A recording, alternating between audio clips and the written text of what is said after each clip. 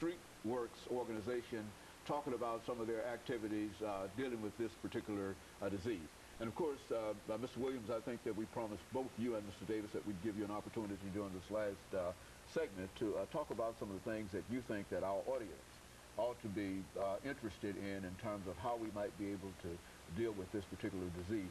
And of course, Mr. Davis, let's start with you. Okay. Well, I think that people should know that HIV is not a death sentence anymore. And HIV is not necessarily a taboo topic. They talk about sex in music, and you see it on music videos and on TV shows and whatnot. And I think that we need to end the stigma and the taboo surrounding it, so we can get to educating those of us who may be putting themselves at risk at a much higher rate. I think that just the ignorance of us not having the proper education and knowledge about the virus is what's keeping it going the way it is. What we're trying to do now at StreetWorks in the prevention department, we're trying to engage the entire community.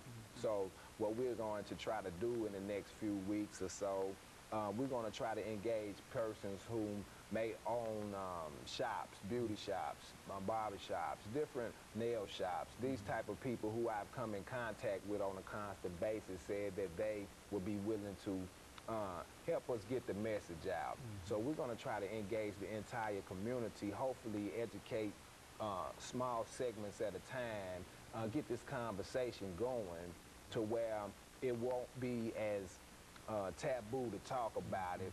Try to, and dealing with this segment of the population, we may reach a lot more youth. And I think that's going to be important as well, because if we start with the youth, as they get older, they'll continue to teach back to younger, as well as talk among themselves about this this growing problem that we have with the HIV and AIDS. And of course, we've had it with us long enough up until now to have really created a large number of individuals who ought to be more familiar with what this disease is all about. But I would imagine, as you indicated, if you go into some of your local schools or whatever and ask about it, they really don't have that much information in reference to it. Now, do you think that that the educational facilities, institutions are putting enough emphasis upon teaching this in the schools and the colleges and etc.? I think you indicated that you were in college and you've never heard anybody say anything. What do you think about that? Well, I think the major issue behind that is when you talk about HIV and AIDS, you have to talk about sex. And sex talk in schools and college campus has kind of been eliminated.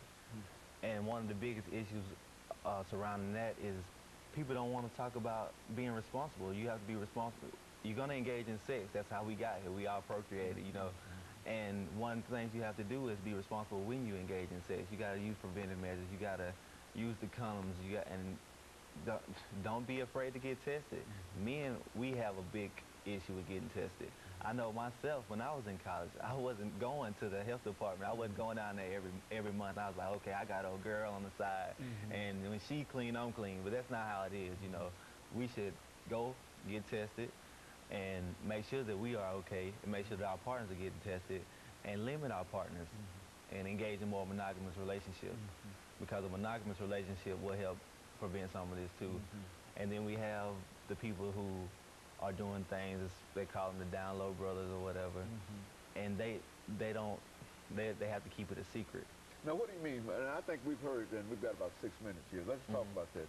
We've heard about people being on the down low and et cetera, and a lot of terms that are associated. Tell us, what does that mean exactly? What are these? What are we saying? Okay, when you speak about the down low brother, it's the guy that has sex with female, has a female partner, but also engaged in sex with males, but doesn't want anyone to know. He's the one that isn't secure in his sexuality enough to let people know that, yeah, I'm having sex with men and I'm having sex with women.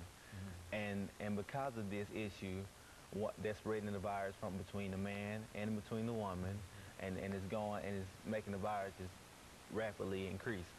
I've had several clients myself that once I sit them down and it's just me and them talking, they're like, yeah, I have sex with men and women. But when I'm around, when I first come in contact with them and the doctor's still in there, they deny it. I'm heterosexual 100%. And so there's a stigma even attached to that heterosexual and homosexual relationship. And that comes from not talking. That comes from being afraid to broach the subject, period. I mean, that even goes back to the schools or the colleges. We don't want to talk about sex, you understand me, because parents may, you know, protest or whatnot. But the bottom line is young adults, young high schoolers are having sex, that the teen pregnancy rate hadn't gone down and that type of thing. So, but if we could initiate conversations surrounding sex, then we could throw in some education, the way as people can protect themselves, whether protect them from the children from being pregnant or not. I don't get into that part. When I'm out on the street, I generally tell people, hey, we want the babies, but the thing about it is we want you safe. Until you know that you are safe, use these condoms, prophylactics, use these, and then when you get ready to have a baby, then, you know, once you get the proper test, your partner tested and that type of thing.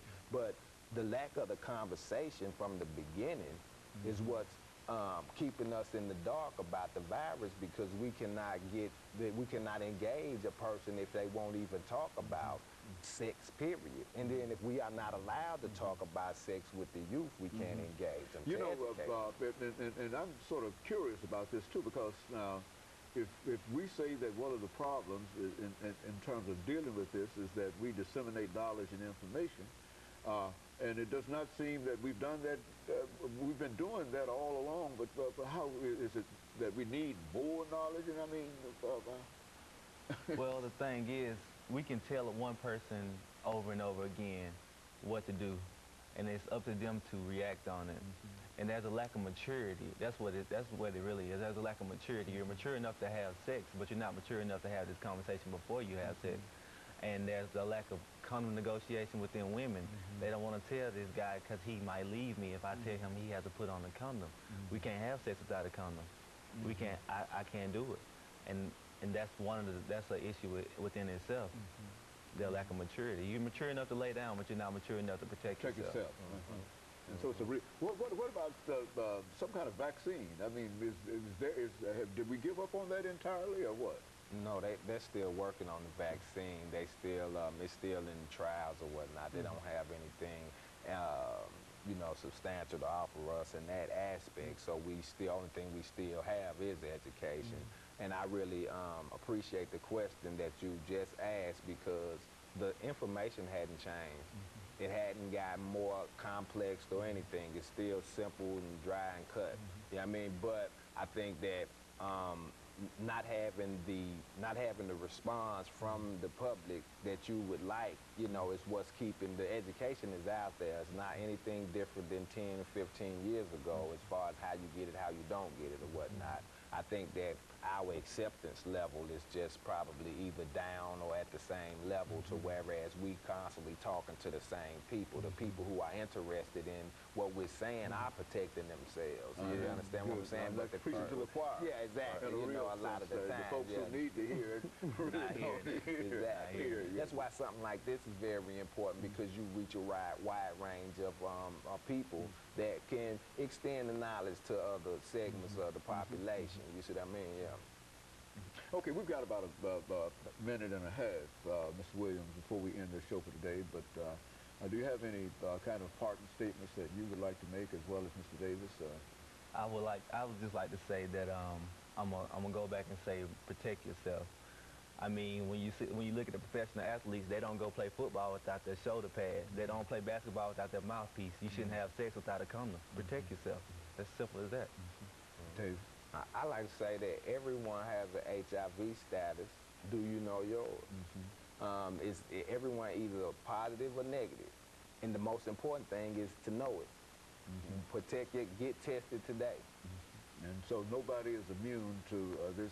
As a matter of fact, this is a human disease. Exactly. And so I think I've heard Mr. Crowder say on a number of occasions that if it's human, then you might have it. It's a possibility. And more importantly, it's an acquired. So that means you did something to get it. And, and I think they said earlier, it's a behavioral kind of thing that you don't just doesn't jump on you. Right. You got to do something. Okay, and let me thank the two of you for coming by and trying to put a little levity to it, because it's such a tragic kind of situation, but we do understand that people are working, and we appreciate the work that you and the others are doing. And of course, let me encourage our audience to tune in again next week for another informative edition of Comments.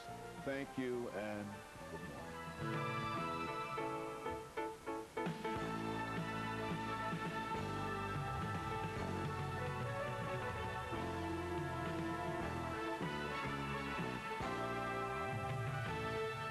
Put your muscle, your strength